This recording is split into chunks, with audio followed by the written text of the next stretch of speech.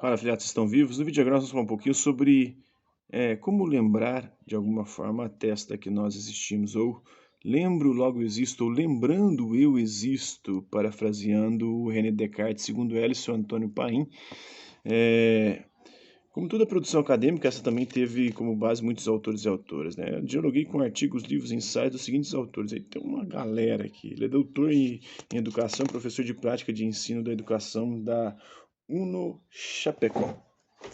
Na parede da memória, esta lembrança é o quadro que dói menos, segundo Belchior. Então, professor e professora, quem de nós já não se deparou pensando em questões como o que lembramos, por que esquecemos o que esquecemos? Costumamos ouvir quase que diariamente que a lembrança é importante, que precisamos lembrar que nossa vida é constituída de lembranças, que para existir precisamos lembrar coisas que aconteceram ou esquecer outras. Por outro lado, ouvimos o tempo todo que o Brasil é um país sem memória, o que não se cultua sua memória, seu passado, que não conhece sua história. Será que é isso o que realmente acontece?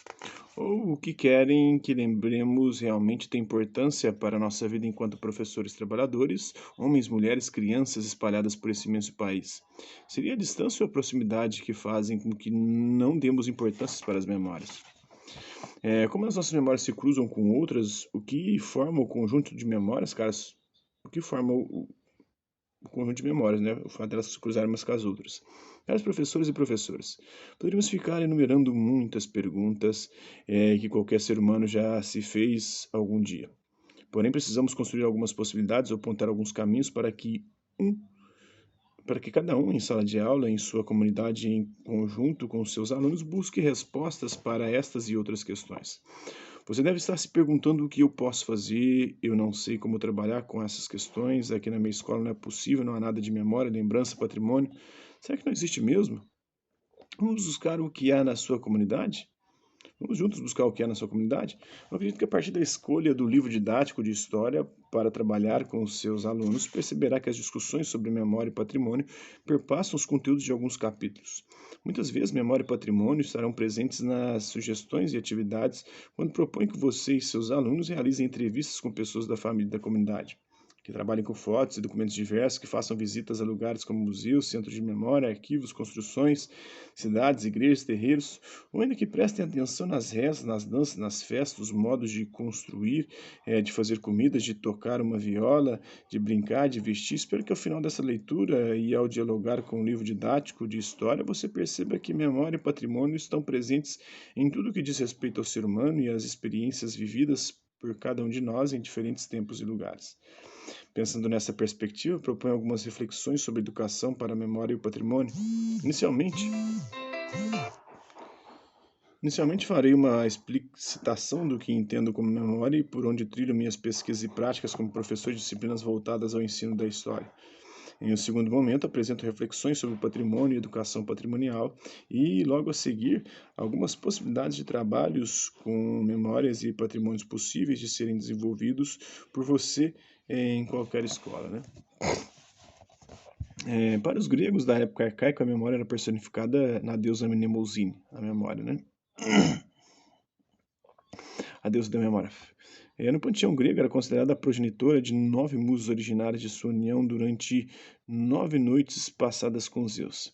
Dentre suas filhas, encontramos Clio, a musa da história, entre outros dons. Mnemosyne pode lembrar aos homens a recordação dos heróis e dos seus altos feitos.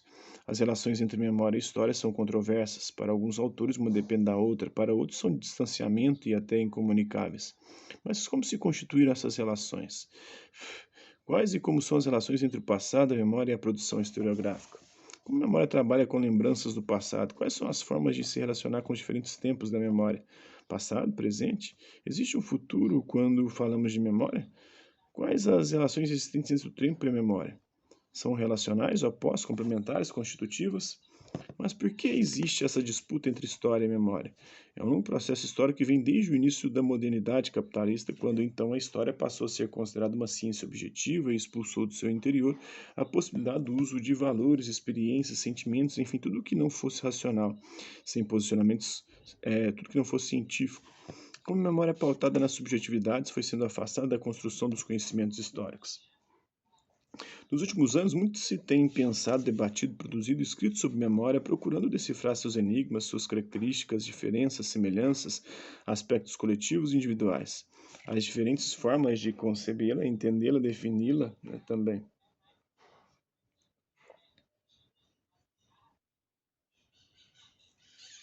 Alguns afirmam que vivemos uma explosão da memória, especialmente das memórias orais, que no final do século XX passaram a receber tratamento especial na construção histórica.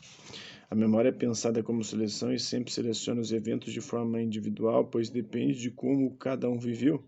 Para compreender como isso acontece, podemos pensar uma festa realizada na sua escola. Cada professor, cada pai, cada aluno daqui a algum tempo irá contar um detalhe que lhe chamou mais a atenção. Os professores provavelmente lembrarão da organização, dos bastidores da festa. Os pais que participaram somente no momento da festa irão lembrar das apresentações de seus filhos, de uma conversa com os professores. Os alunos lembrarão do nervosismo na hora de apresentar, do medo de errar, dos ensaios. Dessa forma, cada um guardará na lembrança a mesma festa de maneiras diferentes. Talvez daqui a algum tempo se encontrem as mesmas pessoas e cada uma se lembrará de uma parte que juntas irão fazer a memória coletiva, social. O social aqui é entendido pelas relações com a família, com o grupo, com a escola, com a igreja, com a profissão, enfim, com as referências próprias da pessoa que lembra. Então é isso aí. Espero que vocês tenham gostado do vídeo. Quem curtiu, dá um like. Quem não curtiu, dá um dislike. Hasta la vista, babies. E até a próxima.